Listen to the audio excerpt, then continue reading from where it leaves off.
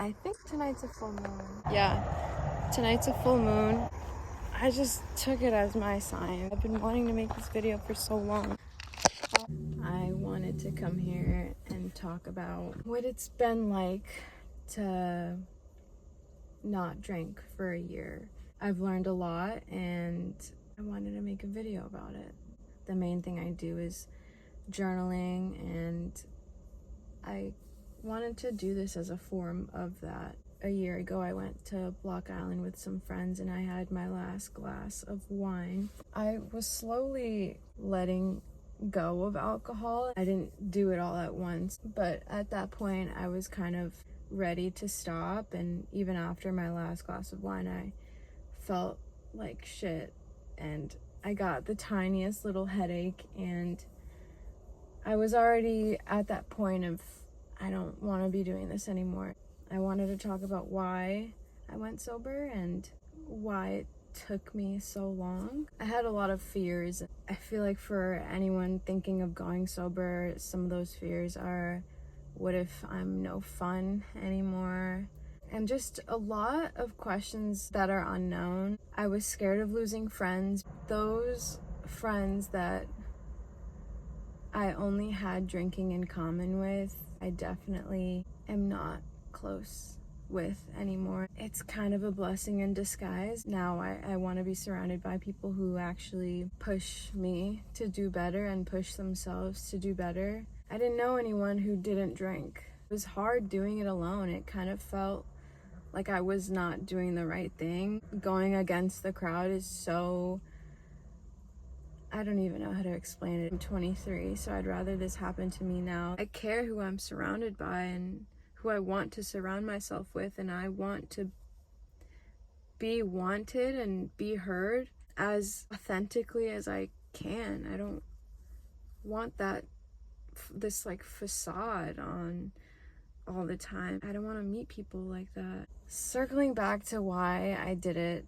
everyone talks about, your frontal lobe developing and just making better decisions and everything. That definitely had something to do with it. As an 18, 19-year-old, the people I was surrounding myself with and my idea of love was not good. Now that I've met people who actually show me what love is and what love looks like, I was able to push myself to finally be better, and not just for myself but for other people. I couldn't keep acting the way that I was acting. I carried a lot of my experiences into new experiences. I completely lacked all of the skills I needed to hold good relationships, even with my family. I finally felt like I'm just done being selfish. Like, when you care about other people, you can't be selfish anymore. You can't just only think of yourself anymore, and I was definitely doing that. And drinking kind of blocks me from being able to deal with the things I needed to deal with to have these good relationships. And it numbed all the pain I could ever feel. But at the end of a long night of drinking, I would always come home and feel so empty. Like there was something missing. I was doing something wrong. The point that I had gotten to, I couldn't even understand it because I wasn't facing anything that I had to face. The bad always outweighed the good. I was actually at my heaviest weight when I was drinking the most, going out every weekend. Yeah, I knew I had to fix something, so I did it for my metabolism too. The first 3 months, these were definitely the hardest months because I was meeting myself all over again. The version of myself without alcohol was this version of myself that I kind of pushed away completely with the help of alcohol. As a child, I had a lot of anxiety, and alcohol definitely helped. It helped me not think about the things that I needed to think about. And when I was younger, I kind of just didn't know that that was happening in my brain. I was just having fun with my friends, and it wasn't affecting me in a negative way yet until I started having more relationships. I used to also vape. I would always swap my vices. If I ever needed to take a break from drinking, I would just vape more. If I ever needed to take a break from vaping, I would just drink more. You name it. Whatever I could do was better than what I was doing. I was still having these quick fixes in order to make myself feel better. So I stopped vaping. A year goes by, I'm able to stop drinking. My anxieties would come and I wouldn't be able to numb them anymore. I wouldn't be able to quiet my mind anymore. So the first 3 months was definitely the most frustrating because I didn't know what to do. I felt like I was going crazy. I picked up working out a lot more. It's the only thing I knew could help me. Nothing really worked. My therapist said, you ultimately need to be comfortable sitting with the uncomfortable thoughts. Let them pass by. I still struggle with this sometimes, but in the beginning, it felt so unsafe and so loud in my head. I definitely had a lot of moments where I was like, I need to drink. I really wish I could drink.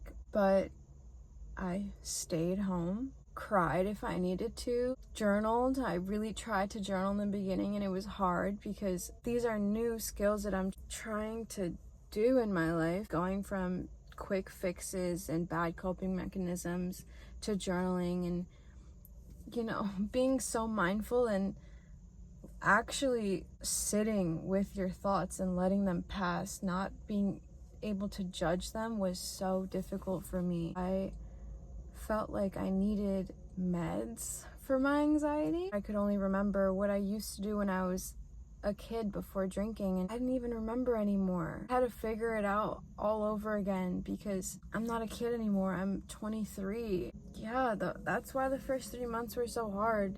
You get through it, the time passes anyway, and that's just what I kept telling myself. It's just another day, and then it turned into a month, and then after I hit 1 month, I was like, I really want to do another month. Let's do another month. I actually didn't plan on being sober this long. The small victories really led me to a whole year. Being able to challenge yourself like that makes you feel like you can actually do anything, and you can. And that's kind of why I'm making this video. Around 6 months in, it was definitely getting better. That's when I was like, I'm gonna do it for a whole year. I started to reflect on everything that I was doing when I was drinking. One of the things I love to do is dance. That's one of the things that still felt like it was missing. I was like, you know what, let me try Zumba at my gym. But I ended up loving it. I would get to dance and listen to music and have fun. And I also continued going to shows. It's also an amazing experience, and I didn't want to let go of the things that I do love doing. I went to my first rave without drinking alcohol, and it was definitely hard. At first, I was definitely not as obviously messed up as I've gotten before, but I remember it. I'm so proud of myself for going to that and enjoying myself and pushing myself to be in a crowd that didn't, normally make me feel so conscious of how many people were surrounding me and what everyone was doing and how shit-faced everyone got. But I was with some people in my life that are still supportive of me. Ever since then, I would just keep pushing myself to do things that I couldn't drink at. I'm still learning how to be outgoing without alcohol, and that was definitely the saddest thing that I came to realize, once you take out that liquid courage, who are you? I wanted to actually be confident in myself. I was drinking all the time, and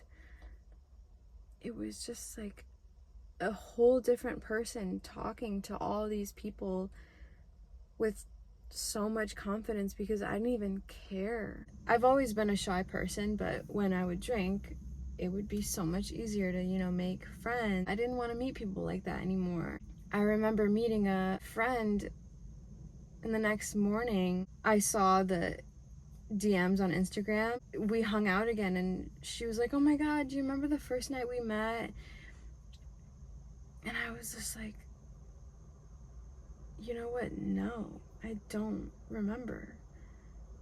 And she was like, "Oh, you don't? Like, it was at this bar, and you really made me feel special." And I was like, whoa.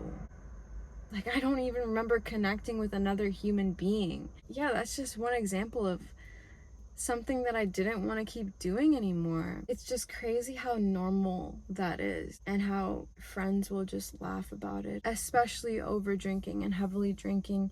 It's not just glorified, it's normalized, and I'd feel so bad for doing that to myself, over drinking so much to the point where I would just make dumb decisions and black out and not even remember how I had so much fun that night. I would just remember glimpses sometimes, or not even remember anything at all. It seems like a long time. It seems like we're gonna live a long time, but we never know how long we have. And to spend the time that we have here getting shit-faced every weekend, going broke over buying everyone shots and buying yourself shots, and then not even remembering it, it all felt so wrong to me. I think that came with maturity and not feeling right in that environment anymore and wanting better for myself. Then I finally hit a year. I did not have the same circle as I did when I started. There was a lot of friends that would seem supportive, but at the end of a night, I wouldn't be able to stay out as long. I would get kind of anxious in the same crowd of people that are trying to escape something. These friends would kind of say things like they were just tired of me not drinking anymore. They missed who I was.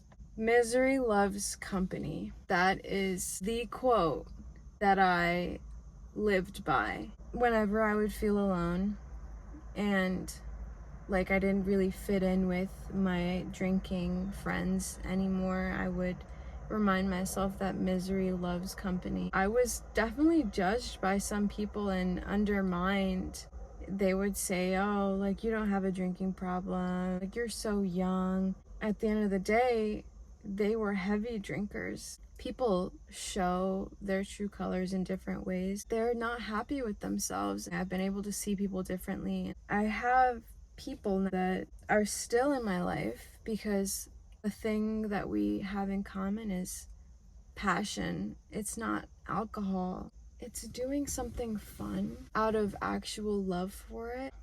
I'm very thankful for the people that are still in my life. My friends still drink, but they don't make it a problem. There's people out there who will be respectful to your decisions. I definitely felt protected when I was drinking, because that's another thing, and I'm so thankful to have made it out of that kind of energy where you're so messed up that people can take advantage of you. Overall, best thing about it is just being able to meet yourself again and not hate yourself and not be so angry all the time, and learn how to deal with things the right way. Not taking the easy way out feels so much more rewarding. I feel so much stronger. I'm surrounded by really amazing people. I've gotten closer with my family. I never thought that I would be close to my family.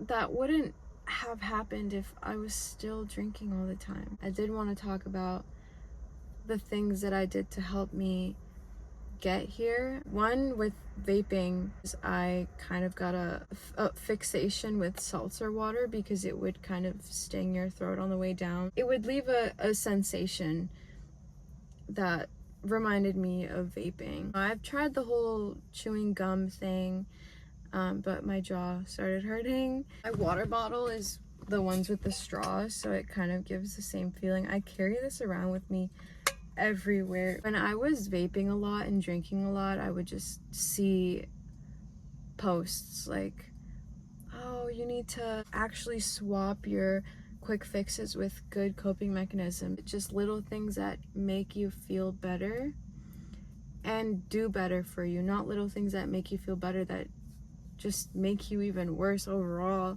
That's what I was doing to quit vaping. And then with alcohol, I started with Kin euphoric drinks, and then there's a Katy Perry brand because she's sober too. And also seeing a lot of cool people and knowing that they're sober. There's DJs that are sober and do sober events. Like, you have to be sober throughout the event. I was inspired by so many ways, and I had to look for this inspiration elsewhere because no one around me was going sober. If you just look for it, you will find it. It's hard being around people who are drinking or at a party or at a show with nothing in your hand. So I would get these mocktails and just try them out. Kin Euphoric has some that are lightly caffeinated and others that are just supposed to kind of lift your mood up. They're all natural. They're just herbal drinks. And then there's non-alcoholic beers. And in the beginning, it was definitely hard for me to get behind drinking a drink and not getting drunk. I just pushed through it. And I would really try and get myself to be so present that I would enjoy what I was doing. And if I didn't, I knew that I was not in the right environment. You just gotta keep pushing. And it kind of forced me to find events and things and people that were real fun, actual fun, and not just people trying to escape things. And then I also tried these lightly dosed THC beverages. They're called cans, CAAN, and I've never been into that, but it still made me feel like I was trying to escape something. I was trying to feel something. I was careful with how many of those I had, and now I don't even drink those. If I want to ever smoke, I'll just have the tiniest little bit. I could never use that as a quick fix because it would just make things worse. So it's kind of scary. I'm one of those girls who can't smoke a lot at all, and I'm totally fine with that because if I was, I'm sure I would have been using it as a way to escape. I definitely still have that, so I'm not sober from everything. People call it Cali sober, but a win is a win.